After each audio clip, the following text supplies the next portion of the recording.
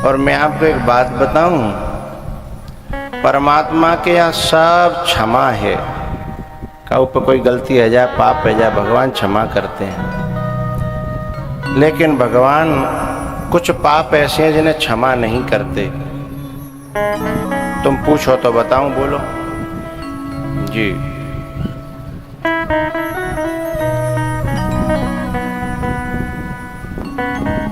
किसी महापुरुष की साधना में या नींद में विघ्न डालना, ये जो पाप है इसे भगवान क्षमा नहीं करते। किसी महापुरुष की साधना में, उनकी तपस्या में, उनकी वैराग्य में, उनकी जर्नी में, उनकी यात्रा में विघ्न डालना, उनकी सुषुप्त अवस्था में, तुर्य अवस्था में, नींद। अब ये समझ लो, जो तुर्या में आनंद ले रहा हो, तुर्य अवस्था में आनंद ले रहा हो, अपनी सहज अवस्था में आनंद ले रहा हो, अपनी नित्य अवस्था में जो आनंद ले रहा हो, है तो वही तो कोई तुर्यानंद है, कोई सहजानंद है। तो उसमें कोई जर्नी में कोई विघ्न डाले, भगवान उसे कभी क्षमा नहीं करते। सीता जी की चोंच में जब, सीता जी के चरण में जब चोंच मार के भागा तो सीता जी ने बहुत कही खुदी कि जा क्षमा कर दे। बोले ना, इसको क्षमा नहीं करूंगा। एक नयन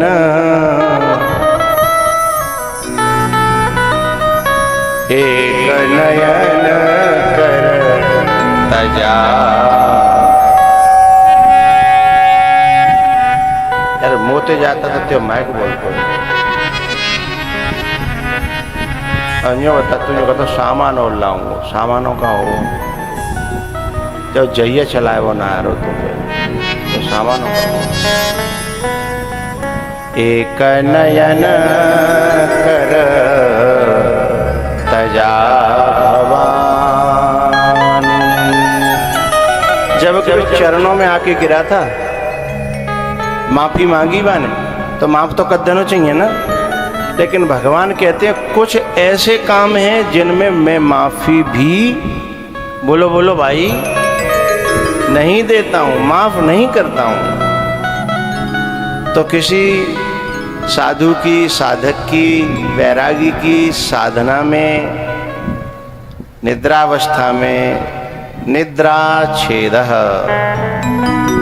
दूसरा, कथा में भंग डालने वाले को भी मैं क्षमा नहीं करता हूँ। कथा में भंगा डाला था सूपन खाने। पंचवटी पे भगवान राम और सीता जी, लक्ष्मण और सीता जी को राम जी कथा सुना रहे थे। सत्संग हो रहा था, लक्ष्मण जी ने कुछ पूछा था, राम जी कुछ बता रहे थे, सत्संग चल रहा था, और माँ भी आ गई बीच में। अब कितना बड़ा दंड मिला बताओ। खुद की नाक गई और खानदान की तो नारी चली गई, सबकी गर्दन सुपड़ा साफ हो गई। तो निद्रा छेदः कथा भंगः दाम्पत्यो भेदनम्। एक उन चुगलखोरों को भगवान क्षमा नहीं करता जो परिवार में बजाय एकता करावे के अपनी नौन में चलते हमेशा बिगड़ डारे के राखत है। हमेशा बिगड़ डारवे के काम करें, उन्हें फूट पारे, चाहे वो पति पत्नी में हो, चाहे वो भैया भैया में हो, चाहे वो सास बहू में हो, चाहे देवरानी जेठानी में हो, उनमें जो नॉन में चुगोरवे को काम करे, उस चुगलखोर को इतना भयंकर दंड मिलता है। पहले तो वो नरकों में जाता है, चुकबाने जीवन भर पूरा परिवार एक ना रहने दो। और ऐसे गन्ना में एक आदमी होता है, वो तो ज्यादा नहीं है, पर बाकी जाल में बहुत लोग फंसे हुए होता है। बाकी जाल में वो बहुत फंसा के रखता है। तो उनको पहले दंड भोगना पड़ता है नरक में हजारों हजारों साल तक, उसे भगवान क्षमा नहीं करता। दोबारा जब उसका जन्म होता है तो चमगादड़ का जन्म मिलता है। सो बई मोहते खाओ तो है, आगे तुम समझ लो। चमगादड़ जो होती है चुगवाने मोह गंदो कर लो, चुगलई कर करके, निंदा कर करके, बुराई कर करके, नॉन मिर्च लगाए के हैं। तो जो परिवारों में भेद डालता है वह हत्यारा है, एक तरह से प्रेम की हत्या कर रहा है। और राम ही केवल प्रेम प्यारा, प्रेम की जो हत्या करेगा समझ लो वो राम की हत्या कर रहा है।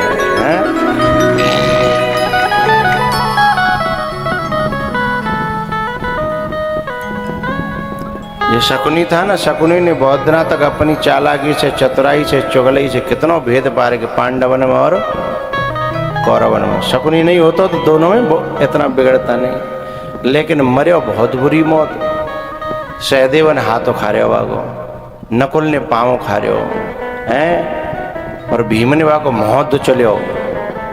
देखना एक नया महाभारत बन के आया है, उसमें चालू हो गया वो, उसमें देखना इतना बुरी तरह से पहले क्या करो, दोबारा जुआ खेले हुए, लास्ट में दुर्योधनु मर गो, बाकी बाद शकुनी रह गो। शकुनी से भगवान जुआ खेले हुए गए। युधिष्ठिर ने कहा मामा एक बार जुआ हो जाए, बोले हो जाए। लेकिन युधिष्ठिर जी ने कहा पहले दुर्योधन की तरफ से तुमने पासे फेंके थे, अब के मेरी तरफ से कृष्ण भगवान पासे फेंकेंगे। अब भगवान के पासों को कौन वो कर सकता है? फिर भगवान ने पासे फेंके तो बा ने जो एक हाथ दाप पे लगाया, तो मेरा एक हाथ हारे गो, फिर जो खारे हो गए, कितनी बुरी मौत भई होगी। वो खारे के डाल दो, वो देखोगे तुम्हें समझ में आ जाएगा कि चुगली का परिणाम कितना बुरा होता है। जन्म जन्मांतर में तो होता ही है, लेकिन धीमे धीमे समाज में भी लोग जब चुगल को समझ लेते हैं ना, और दो भाई जब एक आपस में मिल जाते हैं, तब मालूम पड़ती है कि चोरी तैने ऐसे कही, बोले मैंने तो कही नहीं आती, वो तो बीच अम्बा ने बनाई। तब धीमे धीमे बाको कालो मोह ऐसा होता है कि फिर वो मोह दिखावे लायक समाज में रहता नहीं है। तो दाम्पत्यो प्रीति भेदनम शिशु मातृ वियोगश्च, जो बेटे को और माँ को दूर कर दे उसे परमात्मा भी कभी क्षमा नहीं करता है। तो एक नयन कर तजा भवान, एक नयन। ऐसे चापलूस जो कंस के पास में आ गए, अरे वाले काई चिंता कर रहे, हम आता है ना। अच्छा जी न्यो कहता है ना कि हम हता है, जब मारो पत्ते तो सौदे पहले जी भागता है। जो कहता तो ये है कि चिंता जो कर रहा हम आता है, लेकिन जब पत्ते का है तो एक दिखाई ना दे तो बेचारे पत्ते भाई पे जो आगे कर दोगा वो है, कहते ही है कि हम आता है, हम आता है।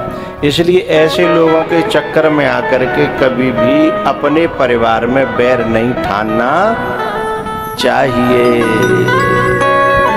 है भैया।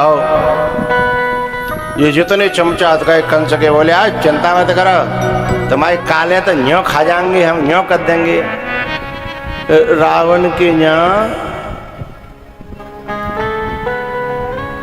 जब सेना समुद्र पार करके पहुंच गई तो कुछ लोगों ने चिंता जताई रावण से कि महाराज सेना जा पार आ गई है। तो कछुर बंदरबा में राक्षस बोले है चिंता क्यों करते हो? अरे नाश्ता है हमारे बंदर भालू तो नाश्ता है,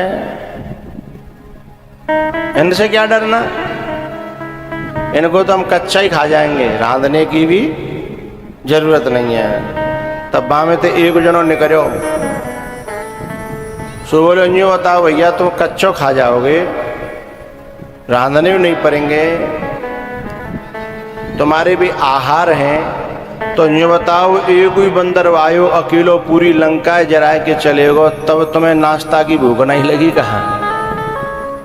एक अकेलो हाहाकार करेगो, यानी कितने ने तो मारेगो। अशोक वाटिका में जब ब्रह्मास्त्र बंधे तो हनुमान जी राक्षसने के ऊपर ही गिरे। परत्यु बार कटक संघारा है, ऐसे नहीं गिरे खाली मैदान है, माने कि जब गिरना ही है तो ऐसे गिरो कि 10 20 50 ने लेके गित्त गित्त मारेगो होए 50 ने एक बंदर है। और तुम कह रहे हो कि भाई नाश्ता है ने गाल कम बजाओ, या जीवे तालूते मार रहे हो तुम, ने का शर्म करो, ज्यादा चापलूसी मत करो। तब ऐसी सुनाई, तब रावण की खोपड़ी ने सेंटर में आई। बोले बात तो सही कह रहे हो भाई, है क्षुधा न रही तुम्हें तब काहू भूख नहीं लग रही जब वो अच्छे को मारे को हैं। और न जाने कितने राक्षस ने मारे, और कितने ने के मोहने ऐसे रगड़ के खराब करे, मॉडल खराब कर दे हैं, काऊ लायक नहीं छोड़े। तो काऊ भूख नहीं लगी, सब पेट में कब्जी आ गई तुम्हारे हैं। तो ये चापलूसन के कनपटी पर है ना।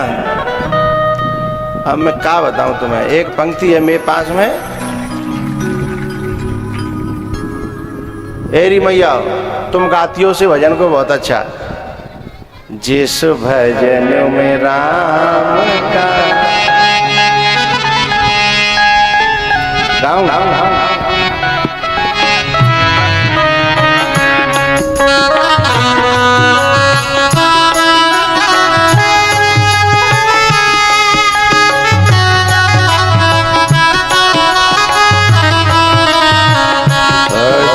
मेरे संग गब्बैया आओ ओ बहरिया, एक तुम ते ना कह रहे भाई, तुम को गाय वो जानते हो, तुम तो लड़े वो जानते हो, बस तुम तो कहा है माताएं गाती हैं भाई। जिस भजन में राम का गाना ना चाहिए, जिस भजन में राम, आवाज नहीं आ रही, उस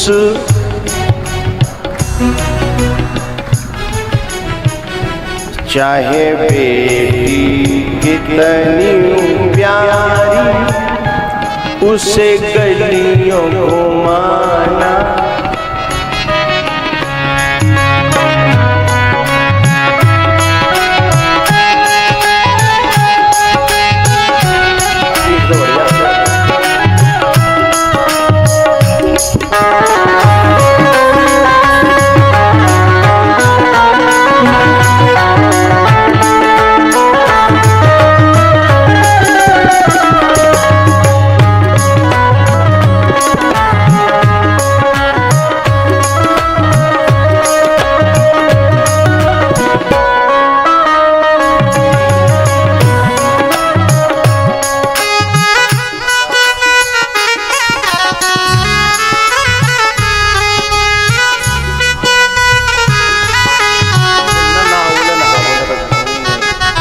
तुझे ना बोले ना हाँ बोले, हम पूछ रहे हैं आता है कि नहीं, तो कभी कह तो कर।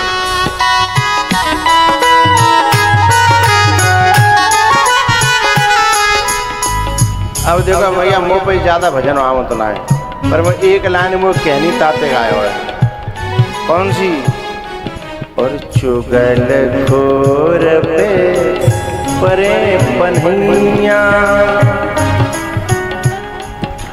चुगल खोर पे परे पन्हिया, उसे बचाना चाहिए।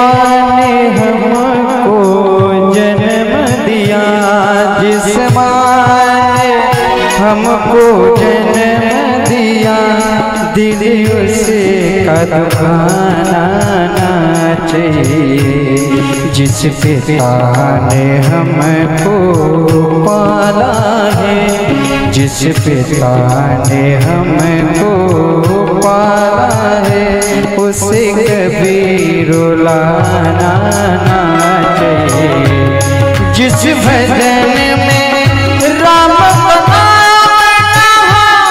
उस भजन को गाना चाहिए।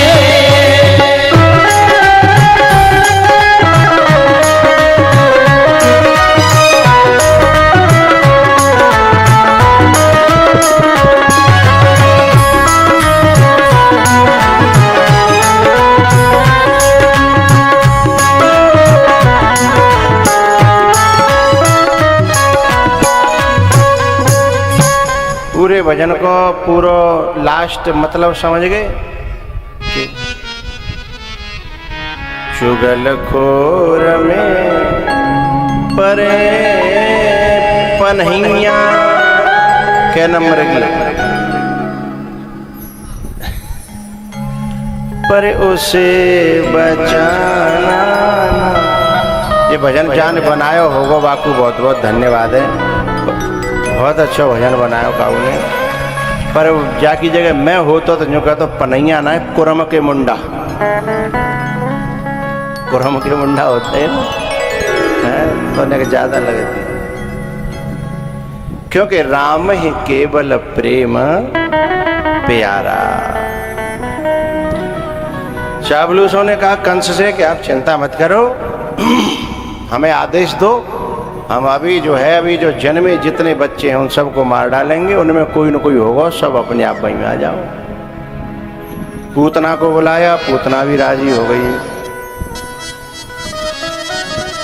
अब पूतना गई है नंद बाबा के यहाँ। कंसेन प्रहिता घोरा पूतना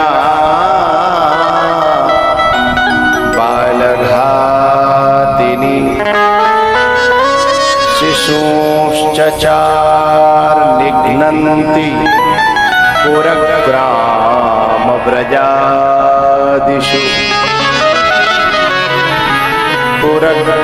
पुरग्राम व्रजादिषु।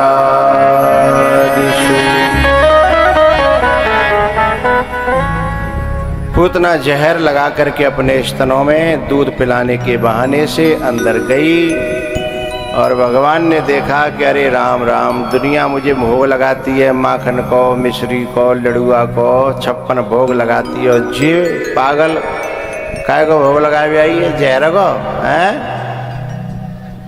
लेकिन भगवान ने कहा कोई बात नहीं, तू काऊ बहाने ते आयो सही, पर जीव मेरे पास आ जाए तो मैं कल्याण ही करता हूँ, उद्धार ही करता हूँ, आए तो जा है।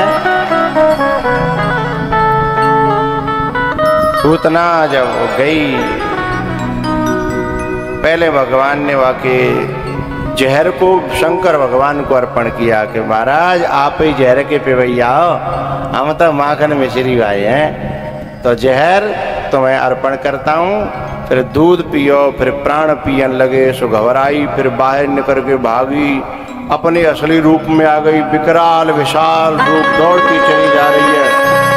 भगवान वाके चिपट गए, वो छुड़ा रही है, मुंच मुंच मुंच मुंच, ना ना, गले से लिपट गई और उसके प्राणों को खींच करके गोविंदाय बोलो बाल कृष्ण भगवान की जय।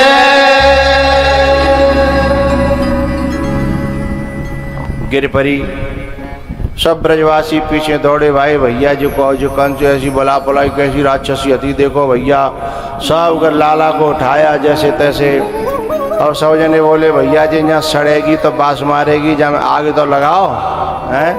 और इतना विशाल काय कहाँ थे तो कंडाला में हैं, और फिर इतनी लंबी चौड़ी तो मई ते फिर पेड़ काटे, फिर बाकी हाथ लग इतने तो परे हते उठ नहीं रहे, तो काट काट के वो साइड में लगाए बाकी बगल में, फिर वहाँ में पेड़ काट काट के होरी सी जराई बाकी। लेकिन पता है जब जरी स्वामी जी तो बामे ते खुशबू आई। अब बड़ो आश्चर्य भयो, भाई कोई योगी होए जाको शरीर बहुत पवित्र होए तो खुशबू आवे तो समझ में आता है, लेकिन राक्षसी जाको आहार गलत, जाको व्यवहार गलत, जाको आचरण गलत और बाकी शरीर में ते खुशबू आवे, ये बात समझ में नहीं आई। लोग बड़े आश्चर्य में थे कि भैया जी का भयो कैसे जामे थे खुशबू आई। तब कछु बड़े बूढ़े ने कछु संतन ने एक विचार बतायो कि देखो भैया हम लोग रुद्राक्ष की माला, रुद्राक्ष को मनिया गुरु पे ते लेके अपने गले में डाल लेते हैं, उससे छू कर के पानी जब शरीर पे पड़ता है तो शरीर पवित्र हो जाता है। तुलसी की मनिया हम गुरु से लेकर के, तुलसी की माला गुरु से लेकर के, मंत्र लेकर के हम गले में डाल लेते हैं, तो उससे हमारा शरीर जब छू कर के पानी जाता है तो पवित्र, बोलो करो भाई, पवित्र हो जाता है। भगवान के नाम को, गुरु के नाम को, रुद्राक्ष तुलसी को मनिया डालवे थे, जब हमारा शरीर पवित्र है जाता है और जाके गले में साक्षात परम ब्रह्म परमात्मा ही लटक गो होए तो फिर वो अशुद्ध कैसे रह जाएगी। एरी मैया तुम ताली नहीं बजाती हो, ऐसे ना खेल ले आऊं। जब अच्छी बात लगाओ करो तो गड़गड़ाहट बीतनी चाहिए, मुझे लगे कि तुम दिल और दिमाग दोनों से सुन रहे हो हैं।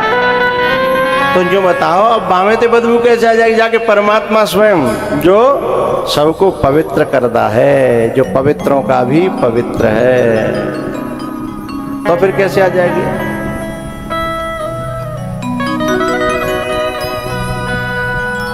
देखो जिनके गले में गुरु का मनिया होता है, तुलसी का या रुद्राक्ष का, उनसे पवित्र अपवित्रता भी घबराती है, यमराज भी सोच समझ के हाथ डालता है, काल भी सोचता है, ग्रह भी सोचते हैं, उन्हें मतलब बहुत सोच समझ करके हाथ उठाते हैं। कैसे, जैसे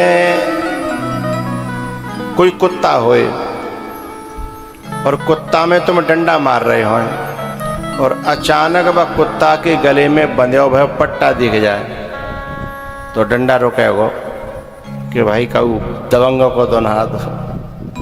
जिसका मतलब कुत्ता क्या है, पालतू है, तो तुम्हारा डंडा रुक जाओ, चाहे तुम कोई हो, कि भाई ये लावारिस नहीं है, ये फालतू नहीं है, ये तो किसी का पालतू है।